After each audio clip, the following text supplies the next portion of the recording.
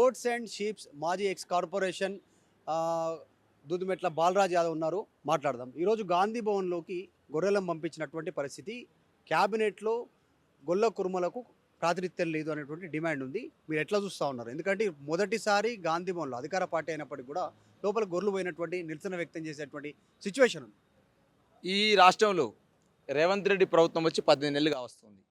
ఇలా బలైన వర్గాల్లో అత్యధిక జనాభా ఉన్నటువంటి యాదవ్ కుర్మ సోదరులకు సంబంధించి ఇలా అన్ని అవకాశాలలో కూడా మొండి చేయి చూపెడుతూ ఇవాళ రేవంత్ రెడ్డి గారు గొల్ల కుర్మల మీద పగబట్టినట్టు వ్యవహరిస్తూ ఉన్నాడు. ఇవాళ బీసీలలో అత్యధిక జనాభా ఉందని చెప్పేసి నువ్వే ఏదైతే కులగణన చేసినావో ఆ కులగణలో తేల్చినావు. సుమారు 6 లక్షల పైచిలకు కుర్మలు, 20 లక్షల పైచిలకు యాదవులు. యాదవ్ కుర్మలు కలుపుకుంటే బలైన వర్గాలలో 28 లక్షల దాకా, సుమారు 28 లక్షల దాకా జనాభా ఉందని నువ్వే తేల్చినావు. మరి అత్యధిక బలైన వర్గ జనాభా ఉన్నటువంటి యాదవ్ కుర్మ సోదరులకు ఎందుకు మంత్రివర్గంలో స్థానం కల్పించాలని చెప్పేసి డిమాండ్ ఏదైతే ఉందో మరి అలా ప్రజల నుంచి వస్తూ ఉంది. మా నుంచి వస్తున్నారు, పార్టీల నుంచి వస్తున్న డిమాండ్ కాదు. ఎందుకంటే ఏదైనా ఆపద ఉన్నా, సాపద ఉన్నా, కష్టం ఉన్నా, సుఖం ఉన్నా మంత్రివర్గమే ఫైనల్ కాబట్టి, మంత్రే ఫైనల్ కాబట్టి మరి ఇలా మంత్రివర్గానికి పోయి సాధక బాధకాలు చెప్పుకునే పరిస్థితి ఉంటుంది. కానీ 18 నెలలుగా ఇలా అతిగతి లేకుండా ఏదైతే యాదవ్ కుర్మ సోదరులకు అన్యాయం చేస్తా ఉన్నావో ఈ అన్యాయం మీద కడుపు మన్నది. అదేవిధంగా ఎలక్షన్ సమయంలో గతంలో గొర్రెల పంపిణీ పథకాన్ని కేసీఆర్ గారు ప్రారంభించి ఎలక్షన్ ముందు సమయంలో, అంటే ఎలక్షన్ సమయంలో కాకుండా ఏదైతే 2014లో కేసీఆర్ ప్రభుత్వం వచ్చిన తర్వాతకి 2017లో కేసీఆర్ గారి నాయకత్వంలో గ్రామీణ కులవృత్తులు అభివృద్ధి చెందాలని, యాదవ్ కుర్మ సోదరులు ఆర్థికంగా బలపడాలని చెప్పేసి ఆ రోజు గొర్రెల పంపిణీ పథకాన్ని ప్రవేశపెట్టడం జరిగింది. సుమారు 11,000 కోట్ల రూపాయలని బడ్జెట్లో కేటాయించి సుమారు మొదటి విడతలో సుమారు 3,93,000 మందికి, సుమారు 82,74,000 గొర్రెల్ని, సుమారు 5,001 కోటి రూపాయలు ఖర్చు పెట్టి మొదటి విడత పంపిణీ పథకానికి పూర్తి చేయడం జరిగింది. ఆ రోజు 1,25,000 ఉంటే పెరిగిన ఆర్థిక పరిస్థితుల రీత్యా ఆ రోజు కేసీఆర్ గారి నాయకత్వంలో జరుగుతున్న ఈ గొర్రెల పంపిణీ పథకానికి ఆ రోజు మంత్రిగా వ్యవహరించిన తలసాని శ్రీనివాస్ యాదవ్ గారి రిక్వెస్ట్ మేరకు 1,75,000 చేయడం జరిగింది. మరి ఇవాళ ఏదైతే 10 సంవత్సరాల కాలంలో యాదవ్ కుర్మ సోదరులకు సంబంధించి ఏదైతే గొర్రెల పంపిణీ పథకం కావచ్చు, సుమారు బడ్జెట్లో 12,000 కోట్ల రూపాయలు గొర్రెల పంపిణీ పథకాన్ని కేటాయించడం కావచ్చు, ఏదైతే గొర్రెల యూనిట్ ఏదైతే ఉందో ఇవాళ 1,25,000 యూనిట్ 1,70,000 పెంచడం కావచ్చు.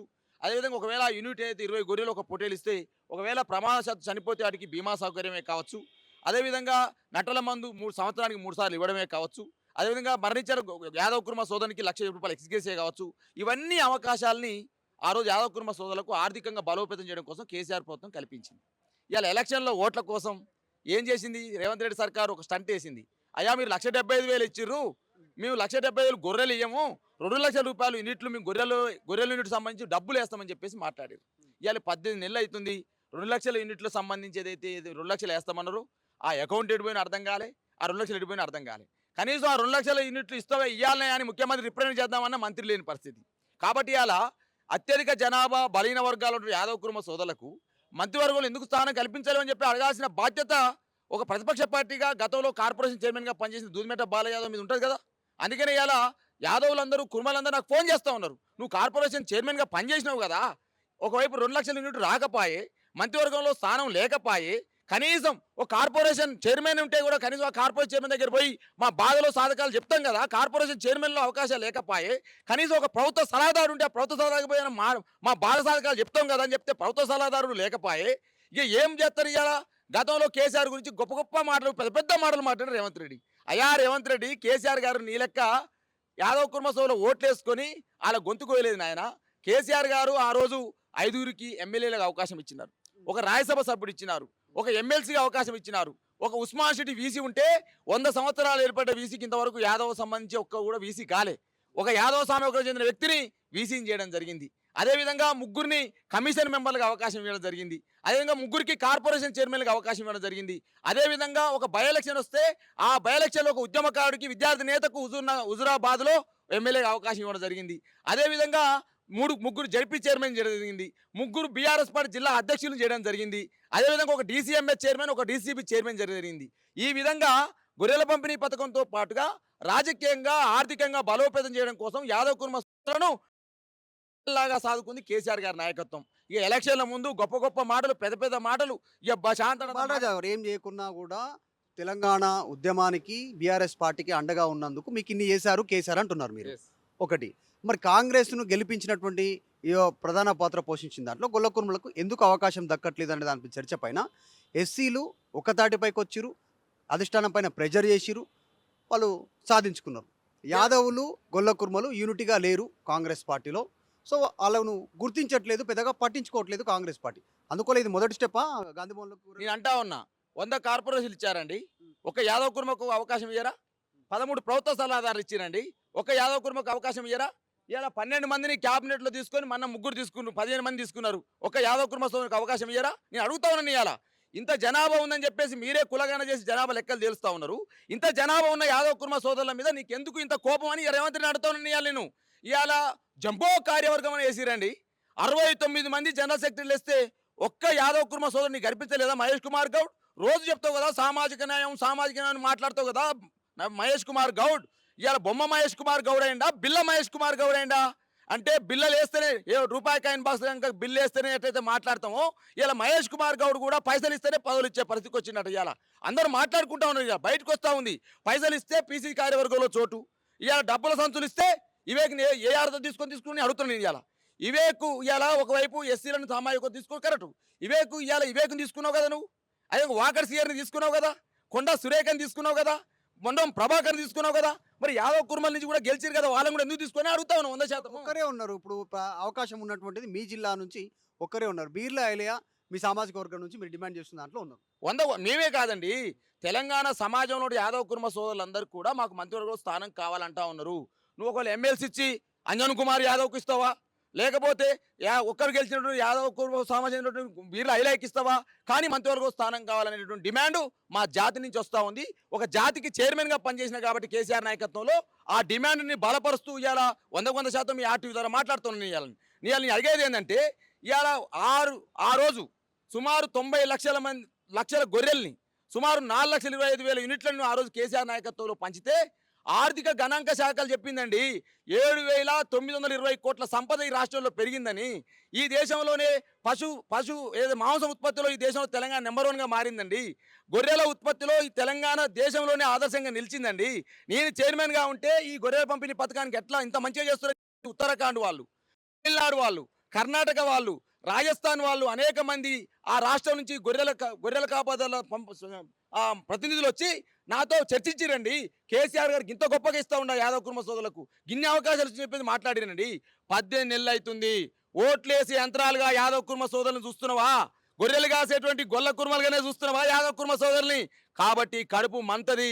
డెఫినెట్గా చెప్తాను నేను, ఇలా కాంగ్రెస్ పార్టీని గ్రామాలలో యాదవ్ కుర్మ సోదరులకు గొర్రెల యూనిట్లు పంచకపోతే మహేష్ కుమార్ గౌడ్ ఒక స్టేట్మెంట్ ఇచ్చారు, పిలుచుకున్నారు, మాట్లాడారు. వారితో ఖచ్చితంగా న్యాయం చేస్తాం, వచ్చేటువంటి కార్పొరేషన్ చైర్మన్ పదవుల్లో కానీ నామినేటెడ్ ఇష్యూస్లో కానీ మంత్రివర్గంలో కూడా తీసుకోవాలని అధిష్టానానికి విన్నవిస్తానటువంటి స్టేట్మెంట్ మహేష్ కుమార్ గౌడ్ చేసిండు. స్థానిక సంస్థల తర్వాతనే మంత్రివర్గ విస్తరణ ఉండే అవకాశం ఉంది. కేవలం 3 ఉన్నాయి, అది కూడా. సో అప్పటిదాకా అవుతారా స్థానిక సంస్థలలో? ఎందుకంటే 25 లక్షల మంది ప్రభావం ఎక్కువ ఉంటుంది. ఇలా మీరు సిగ్గు తెచ్చుకోండి దయచేసి. ఇలా ఏదైతే వివేకుని చూసి, అదేవిధంగా మాదిగ సోదరులను చూసి, మాల సోదరులను చూసి, అదేవిధంగా ముదిరాజు సోదరులను చూసి యాదవ్ కుర్మ సోదరులు సిగ్గు తెచ్చుకోండి. అంజన్ కుమార్ యాదవ్ తొడలు కొట్టి తొడలే ఆసినాయి తప్ప మంత్రివర్గ స్థానం రాలే. అనిల్ కుమార్ యాదవ్కు రాజ్యసభ వచ్చింది తప్ప గొర్రెల యూనిట్ రాలే. ఇలా ప్రభుత్వ కార్పొరేషన్లో అవకాశాలు దొరకలే. అయ్యా తొడలు కొట్టి అంజన్ కుమార్ యాదవ్ నీ తొడలాస్తా ఉన్నాయి, నీ కొడుకు అనిల్ కుమార్ యాదవ్ రాజ్యసభ సభ్యుడైంది తప్ప మంత్రివర్గంలో స్థానం లేదు.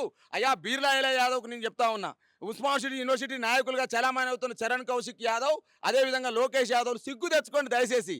మాల సోదరులను చూసి, మాదిగ సోదరులను చూసి, ముదిరాజు సోదరులను చూసి సిగ్గు తెచ్చుకోండి దయచేసి.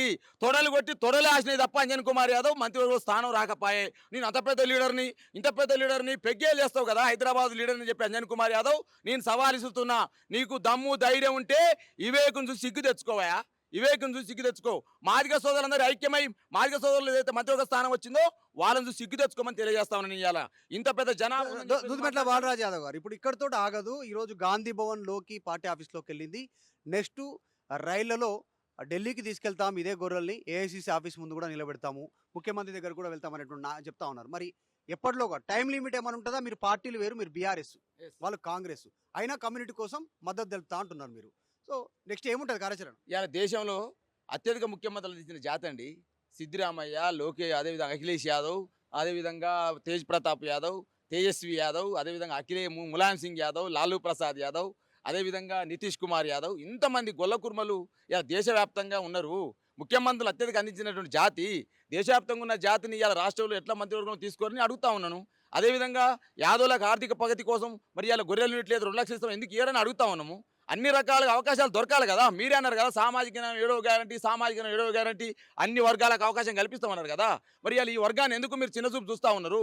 డెఫినెట్గా చెప్తా ఉన్నాను ఇవాళ నేను.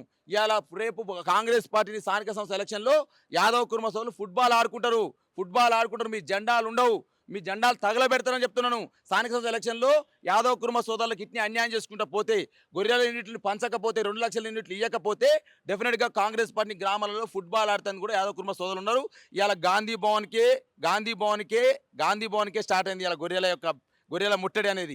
రేపు భవిష్యత్తులో యాదవ్ కుర్మ సోదరులు గొల్ల కుర్మలందరూ కలిసి డోల్తోటి బేరీలతోటి రేపు ఏఐసీసీ ఆఫీస్ను ముట్టడిస్తారు. డెఫినెట్గా కాంగ్రెస్ పార్టీ చేస్తున్న యాదవ్ కుర్మ చేస్తున్న అన్యాయాన్ని డెఫినెట్గా మేము కొట్లాడతాము.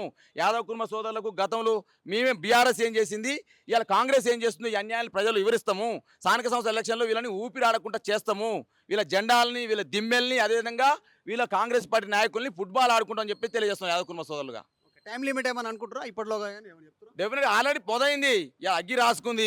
ఖచ్చితంగా అది కాంగ్రెస్ పార్టీ గాంధీ భవన్ చుట్టూ మంటలు అనుకుంటే చెప్తున్నా. ఇవాళ అగ్గి రాసుకుంది, మొదలైంది కదా.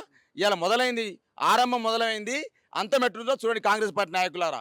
ఇవాళ కాంగ్రెస్ పార్టీలో ఉన్నటువంటి అంజన్ కుమార్ యాదవ్, ఎస్పెషల్గా చెప్తున్నా, రాజ్యసభలో అనిల్ కుమార్ యాదవ్, బీర్లా ఐలయ్య యాదవ్, అదేవిధంగా చరణ్ కౌశిక్ యాదవ్, లోకేష్ యాదవ్, అదేవిధంగా అనేక మంది మేము జబ్బలు దరుచుకున్నటువంటి నాయకులారా ఏదో సదరు చేసి సంబరపడ్డారు కదా ఎన్టీఆర్ స్టేడియంలో. సదరు కాదురా నాయన, మంత్రివర్గంలో స్థానం ఇప్పిరి, 2 లక్షల యూనిట్లు ఇప్పిరి, కార్పొరేషన్ అవకాశం ఇప్పిరి, ప్రభుత్వ సలహాదారులు ఇప్పిరి, ఆర్థికంగా యాదవ్ కుర్మస్థాన్ని బలపరచురి. గప్పుడు మీకు జేజేలు కొడతారు తప్ప మమ్మల్ని అందరినీ ఓట్లు వేసే అంతలాగా వాడుకొని ఇవాళ మీరందరూ కూడా ఇవాళ యాదవ్ని కుర్మల్ని బలి చేస్తే రాష్ట్రంలో ఖచ్చితంగా తడాక చూపిస్తాం యాదవ్ కుర్మస్థాన్ని తెలియజేస్తా ఉన్నా. ఇది యాదవ కుర్మ సామాజిక వర్గానికి వెంటనే మంత్రివర్గంలో అవకాశం దక్కి మిగతా కమ్యూనిటీ నాయకులను చూసి ముదిరాజ్ కానీ, ఎస్సీ కానీ, ఇంకా బీసీ కులాలకు సంబంధించినటువంటి నాయకులను చూసి సిగ్గు తెచ్చుకోండి కాంగ్రెస్ పార్టీలో ఉన్నటువంటి యాదవ కుర్మ సామాజిక వర్గానికి సంబంధించిన నాయకులు అంటూ హెచ్చరిక జారీ చేస్తున్నారు Doodmetla Balaraj Yadav, sheeps and goats మాజీ చైర్మన్. వీడియో జర్నలిస్ట్ జాఫర్తో మధు మల్కేడికర్, హైదరాబాద్.